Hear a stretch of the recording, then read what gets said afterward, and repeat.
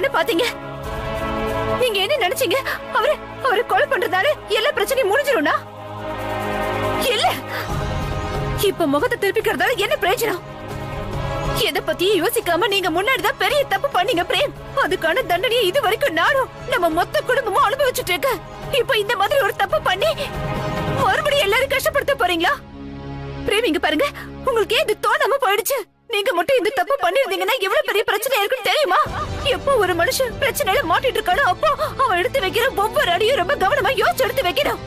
Frame, இங்க பாருங்க, ராஜ்வீர் கிட்ட அந்த நாகமணி இருக்கு. அந்த விஷயம் ஏன் உங்களுக்கு மறந்து போச்சு? அவரை தோக்கடிக்கிறதோ இல்ல அவரை சாகடிக்கிறதோ சாதாரண விஷயம் கிடையாது. நான் உங்களை கையெடுத்து கூப்பிட்டு கேட்டுக்கிறேன், பிளீஸ். இனிமே தயவு செஞ்சு இந்த மாதிரி முட்டாள்தனமா எந்த ஒரு விஷயத்தையும் பண்ணிடாதீங்க. அதனால பிரச்சனை முடியாது, இன்னும் அதிகமா தான் ஆகும். பிளீஸ். அப்புறம் இந்த மாதிரி மட்டும் யோசிச்சிடாதீங்க. ராஜ்வீருக்கு முடிவு கட்டிட்டா எல்லா விஷயமும் பழைய மாதிரி மாறிடும்னு. அப்படி எப்பவுமே நடக்காது பிரேம். நம்ம புருஷன் பொண்டாட்டிங்கிற உறவோட எத்தனை நாள் சேர்ந்து இருக்கோமோ அது வரைக்கும் நான் ஒவ்வொரு கட்டத்திலையும் ஒவ்வொரு நிமிஷமும் உங்களுக்கு உங்க தப்ப உணர்த்திக்கிட்டே தான் இருப்ப. அதை மறந்துடாதீங்க.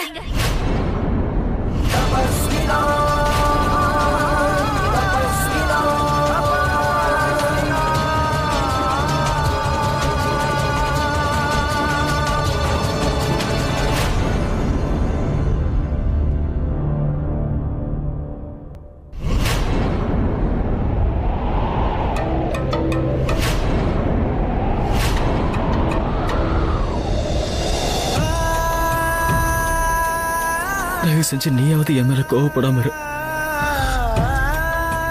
நான் இதுக்கு முன்னாடியே உன்கிட்ட சொல்லியிருக்கேன், இது வரைக்கும் நடந்ததெல்லாம் தெரியாம நடந்தது. அது என்னோட தப்பு தான். ஆனா தயவு செஞ்சு என்னை விட்டு விலகி போகாத. நீ இல்லாம என்னால வாழ முடியாது சீமா. நான் ரொம்ப நொந்து போயிடுவேன். என்னை தனியா தவிக்க விடாது.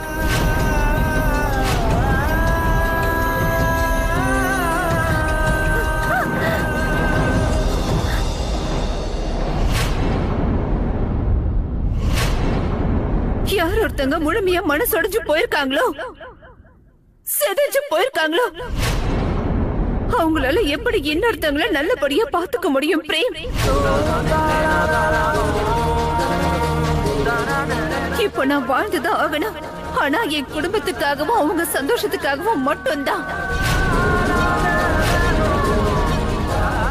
ஏன்னா எனக்காக வாழ்றதுக்கு இந்த உலகத்துல இனிமே எந்த காரணமும் மிச்சம் இல்லை. புருஷனோட துணையும் எனக்கு இல்ல.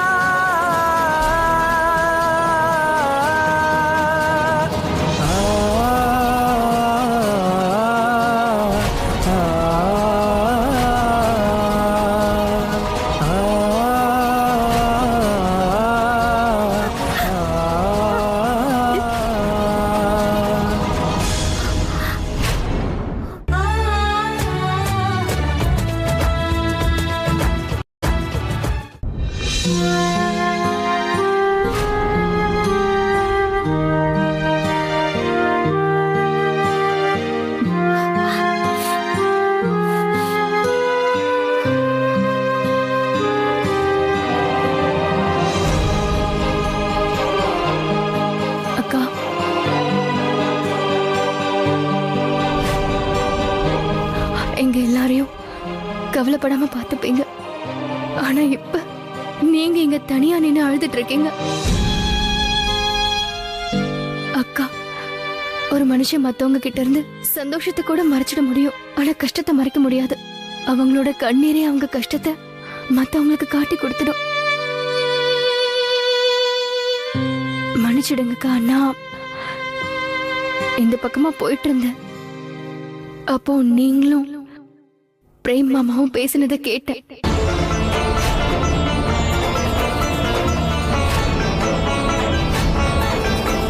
இங்க பாருங்க ப்ளீஸ், இப்ப இத பத்தி எதுவும் பேச வேண்டாம். உண்மையை சொல்லுனா இப்ப நான் எதையும் கேக்குற நிலைமையிலயோ சொல்ற நிலைமையிலயோ இல்ல. அக்கா, என்னால புரிஞ்சுக்க முடியுதுக்கா. ஆனா நீங்க கொஞ்சம் அமைதியா ஒரே ஒரு தடவை யோசிங்க ப்ளீஸ். நான் உன்னை கெஞ்சி கேட்டுக்கிறேன். என்ன பத்தியும் பிரேம பத்தியும் இப்ப உனக்கு தெரிஞ்ச எல்லா உண்மைகளையும் உன்னோட மனசுக்குள்ளேயே வச்சுக்கோ. யாருக்கிட்டயும் எதையும் சொல்லிடாத மாயா. ப்ளீஸ் மாயா. அக்கா, இப்போ நீங்க வாழ்க்கையோட எந்த கட்டத்துல இருக்கீங்கன்னு என்னால நல்லா புரிஞ்சுக்க முடியுது. எந்த உறவை நீங்க இத்தனை வருஷமா காப்பாத்திட்டு வந்தீங்களோ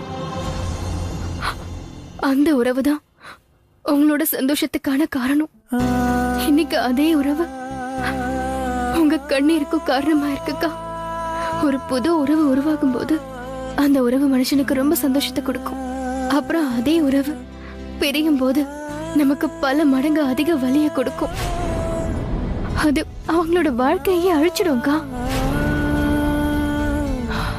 அப்புறம் அக்கா, நாம முயற்சி பண்ணோம்னா கண்டிப்பா இந்த போராட்டத்துல நாம தான் ஜெயிப்போம். இப்போ எதுக்காக நீங்க இப்படி அழுதுட்டு இருக்கீங்க? நீங்க இப்போ தைரியமா இருக்கணும்க்கா. நீங்க பலகீனமாக கூடாது. நாங்க எல்லாரும் உங்களுக்கு துணையா இருப்போம்.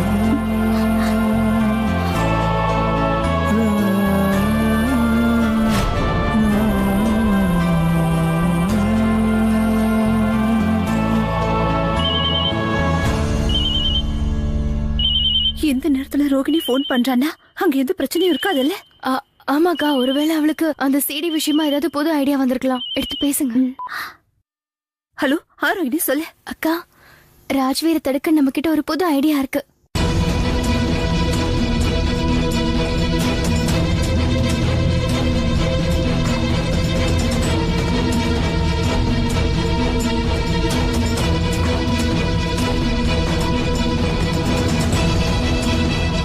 ரோகிணி, நீ சொல்றத கேட்டதும் எனக்கும் நம்பிக்கை வந்துருச்சுமா. நீ சொல்ற பிளான வச்சு அந்த சீடி இந்த உலகத்துக்கு முன்னாடி வராம நம்மளால தடுக்க முடியும். அதனால இப்ப மட்டும் இல்ல, அந்த ராஜ்வீரை எப்பவுமே நாம சொல்ற எல்லாத்தையும் கேட்க வைக்க முடியும் ரோகிணி.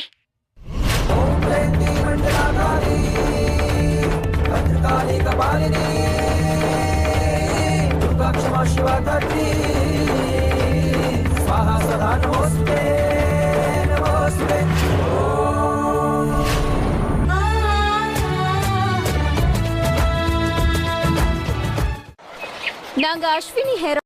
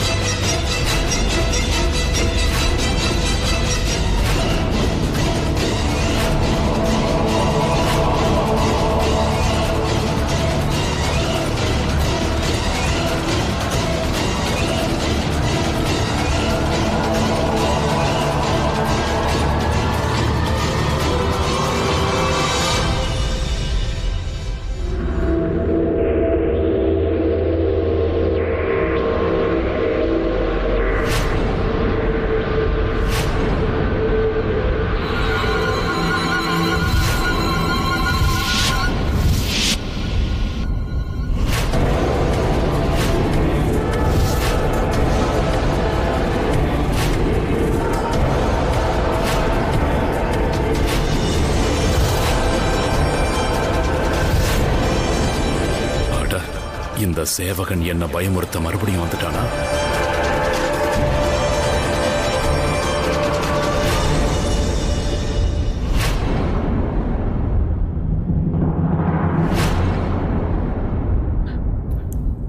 ரோகிணி, நீ இங்கே வந்த? இங்க வா. நீ இங்க என்ன பண்ணிட்டு இருக்க ரோகிணி? நீ என் டீம்ல இருக்கியா இல்ல அவங்களோட டீம்ல இருக்கியா? உங்க டீம்ல தான். நீ எப்படி என் டீமுக்கு வர முடியும் ரோகிணி? நீ எதுக்காக ரூமை விட்டு வெளியே வந்தேன்னு சொல்லு.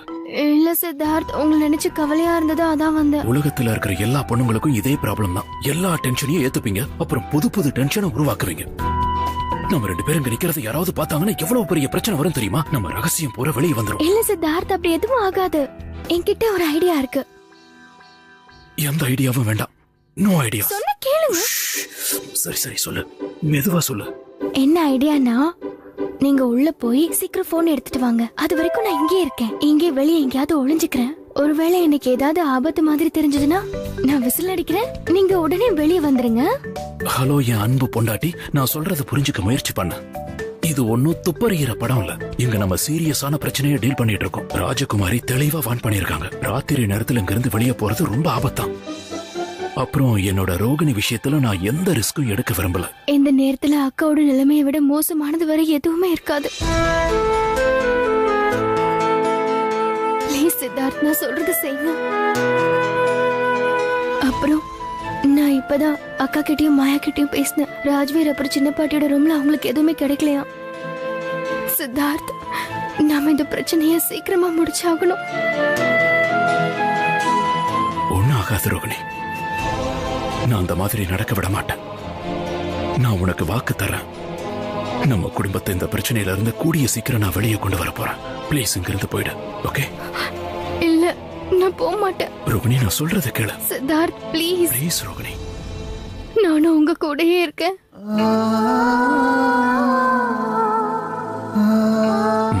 சரி.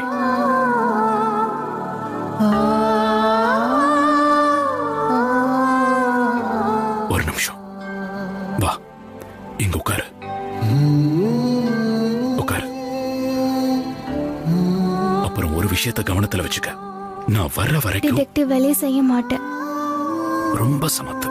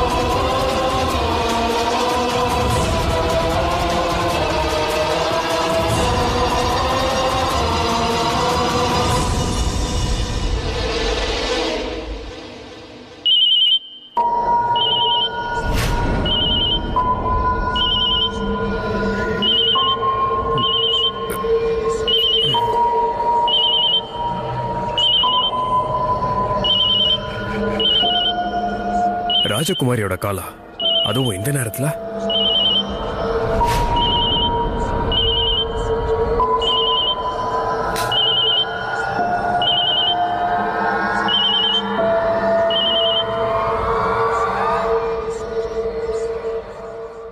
சொல்லுங்க ராஜகுமாரி. தூங்கிட்டீங்களா என்ன? இல்ல இல்ல, அப்படியெல்லாம் ஒண்ணும் இல்ல. இந்த நேரத்துல நீங்க போன் பண்ணதுக்கு ஏதாவது முக்கியமான காரணமா? அதாவது நான் என்ன சொல்ல வரேன்னா, அங்க எதுவும் பிரச்சனை இல்லையே? உங்ககிட்ட 2 முக்கியமான விஷயம் பேசணும். என்னன்னு சொல்லுங்க. அந்த பிரேம் பரத்வாஜோட சிடி. அதுக்கு என்ன இப்போ? நாளைக்கு நீங்க அந்த வீடியோவை உலகத்துல இருக்கவங்க முன்னாடி கொண்டு வரக்கூடாது. ராஜகுமாரி, இது என் வாழ்க்கையோட சொந்த பிரச்சனை. இத பத்தி நம்ம பேசாம இருக்கிறது தான் நல்லது. என்னது, ராஜ்வீர் ராஜகுமாரிக்கு மறுப்பு தெரிவிக்கிறான்? நான் இதை எதிர்பார்க்கவே இல்லை. ராஜ்குமாரி, லைன்ல இருக்கீங்களா? என்ன மன்னிச்சிருங்க, என்னோட நோக்கம் உங்க பேச்ச மறுக்கணுங்கிறதுல இல்ல. எங்களுடைய விலை மதிக்க முடியாத பொருளை பத்தி மறக்கல? இல்ல, மறக்கல ராஜகுமாரி. என்ன தப்பா நினைச்சுக்காதீங்க. இதுக்கப்புறம் இந்த மாதிரி தப்பு நடக்காது. என்னன்னு சொல்லுங்க. நீங்க அந்த வீடியோவை வெளியே கொண்டு வரக்கூடாது. நாளைக்கு மட்டும் இல்ல, எப்பவும் வெளியே கொண்டு வரக்கூடாது, புரிஞ்சுதா? சரி. ரெண்டாவது விஷயம் என்ன? எப்போ நீங்க என்ன சந்திக்க இந்த பங்களாக்கு வரீங்களோ அப்ப மறக்காம நாகமணியை கொண்டு வந்துருங்க.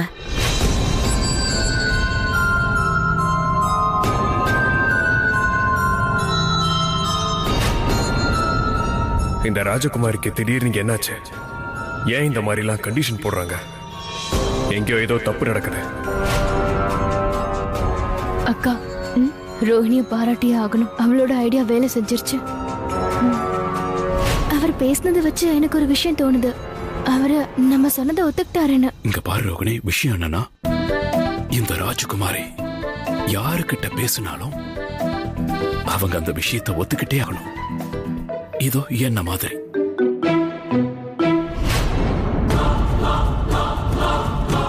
நாளைக்கு அந்த சீடியை வச்சு சீமாவுக்கும் இந்த குடும்பத்துக்கும் நான் யாருன்னு காட்டணும்னு நினைச்சேன். ஆனா ஏன்னா அவங்களுக்கு நம்பிக்கை வரணும். இந்த ராஜ்வீர் என்ன செய்யணும்னு நினைக்கிறானோ அதை செஞ்சு காட்டுவான்னு தெரியணும். ஆனா இந்த ராஜகுமாரியை தடுத்து என்னோட எல்லா பிளானையும் சொதப்பலான்னு பாக்குறாங்க. நான் சீமா பரத்வாஜ் இந்த சத்தியத்தை பண்றேன். அடுத்த 48 மணி நேரத்துக்குள்ள உங்களோட இந்த கேவலமான விளையாட்டுக்கு நான் ஒரு முடிவு கட்டியே தீருவேன். இல்ல, நான் சீமாவை அவ்வளவு சுலபமா ஜெயிக்க விட மாட்டேன். நான் அவளை சும்மா விட மாட்டேன். ராஜகுமாரி வேணும்னா அந்த சீடியை காட்ட விடாம தடுத்து நிறுத்திருக்கலாம். ஆனா ராஜகுமாரிக்கு பிரேமோட வீடியோவை பத்தி எப்படி தெரிஞ்சிருக்க முடியும்? வீட்டுல இருக்கிறவங்களுக்கு அம்மா அந்த வீடியோவை காட்டும் போது அந்த நேரத்துல வீட்டுல வெறும் பிரேம், சீமா, அம்மா மாயா மட்டும் தான் இருந்தாங்க. அப்புறம் எப்படி? ஏதோ தப்பு நடந்திருக்கு. சீமா, அம்மா. சரி, ஒண்ணு பண்ணுங்க. இந்த போனை எங்க இருந்து எடுத்தீங்களோ அங்கேயே கொண்டு போய் வச்சிடுங்க. சரி, நீ உன்னோட ரூமுக்கு போ. நான் எங்கேயும் போக போறது இல்ல. அப்புறம் நான் உங்க கூட தான் இருப்பேன். அட, நீ விசித்திரமான பொண்ணா இருக்க. ஆமா, நீங்க தானே சொன்னீங்க அது இந்த நேரத்துல இந்த மாதிரி இடத்துல தனியா சுத்துறது ஆபத்துன்னு. அதனால நான் உங்க கூடயே இருக்கேன். உங்க பாடிகார்ட் நான் தானே. Follow me. நீ ஒத்துக்கவே மாட்ட. வா.